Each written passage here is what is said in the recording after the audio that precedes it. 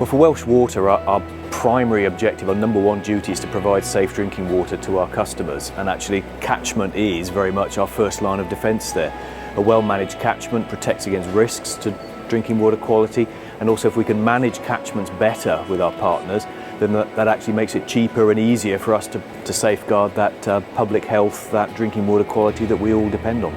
So today is our third WaterSource conference. The purpose of today is to bring all of our key stakeholders together. We can't deliver catchment management on our own, and it's really important that we continue communicating with our stakeholders, with our partners, about what our challenges are, what our needs are, and looking for those opportunities to work together. Working in partnership is absolutely key. We can't do everything ourselves. Working with others means that we have a far greater impact and we can get the outcomes that we want.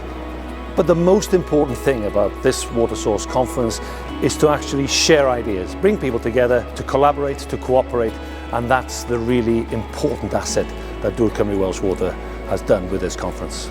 I've enjoyed meeting other people from organisations like NRW, from Welsh Government, to talk about some of the challenges that we face in terms of improving water quality, but also talking about the synergies with other environmental benefits that we can bring as well. So some of my focus is around greenhouse gas emissions reductions, biodiversity improvement, air quality improvement, as well as actually the improvement in water quality.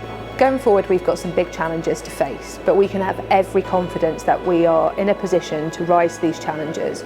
By working together, we are so much stronger. Welsh Water are increasingly being recognised as industry leading in the catchment management arena. We're really challenging the status quo.